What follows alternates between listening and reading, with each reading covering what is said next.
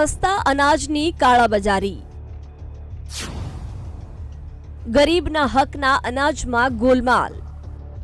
સરકારી રાશનની દુકાનોમાં ગેરરીતિ કોઈ મોટી વાત નથી।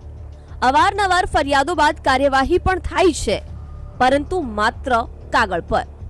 વડોદરામાં સસ્તા અનાજની દુકાનોમાં ગેરરીતિની ફરિયાદો બાદ પુરવઠા વિભાગે 32 દુકાનોમાં તપાસ કરી, જેમાંથી 10 દુકાનોમાં ગેરરીતિ ઝડપાઈ। જે બાદ પુરવઠા અધિકારીએ કાર્યવાહી કરતા 10 દુકાનોના પરવાના રદ કર્યા અને પરવાના સસ્પેન્ડ કરીને સંતોષ માની લેવાયો।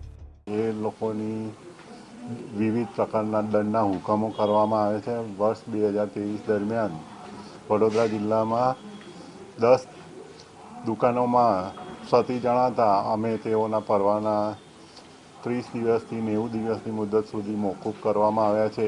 એક દુકાનમાં ક્ષતિ જણાતા તેનો પરવાનો કાયમી ધોરણે રદ કરી દેવામાં આવેલ છે। સસ્તા અનાજની કાળાબજારી કરનારા લોકો સામે કાર્યવાહી બાદ વીટીવી ન્યૂઝની ટીમ સત્ય જાણવા માટે અકોટા ગામે આવેલી અખિલેશ ગોપાલ પટેલની દુકાને પહોંચી। કારણ કે તેનો પરવાનો રદ થયેલ છે, છતાં પણ દુકાન પર પહોંચ્યા તો અહીં તો મોટું ભોપાળું સામે આવ્યું। પરંતુ શું, તો તમે ખુદ જોઈ લો। અખિલેશભાઈ, શું કહો છો? તમારી દુકાન તો સસ્પેન્ડ થયેલી છે, તેમ છતાં તમે વિતરણ કરી રહ્યા છો? હું નથી, હું ઓપરેટર તરીકે બેઠો છું। એ ભાઈ અત્યારે બહાર ગયેલા છે, સમજી લો। અને એ ભાઈ બહાર ગયા છે અને હું ઓપરેટર તરીકે બેઠો છું અને હું અહીંયા આ જ કરી ઓપરેટિંગ કરી રહ્યો છું। કેમ તમારી દુકાન સસ્પેન્ડ થયેલી છે? તમે હોવા જ ન જોઈએ। આ તમારી દુકાનનો ચાર્જ કોને આપેલો છે? નીતિશ અગ્રવાલને। પણ એ વ્યક્તિ મને ઓપરેટિંગ કરીને અત્યારે બહાર ગયેલા છે, એવું છે। એટલે હું તમારા વિરુદ્ધમાં કાર્યવાહી ચાલી રહી છે અને તમે દુકાન ચલાવી રહ્યા છો, કેટલું વ્યાજબી છે? આ અધિકારીઓની મંજૂરી લીધી છે?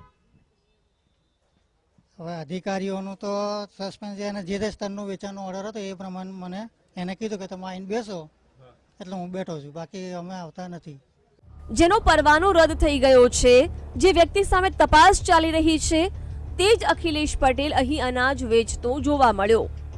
હવે આ વાતથી અધિકારીઓ અજાણ છે કે પછી જાણી જોઈને અજાણ બની રહ્યા છે, તે સૌથી મોટો સવાલ છે। તેવામાં જોવાનું એ રહેશે કે વીટીવી ન્યૂઝના આ રિપોર્ટ બાદ વડોદરા પુરવઠા વિભાગ ક્યારે જાગે છે।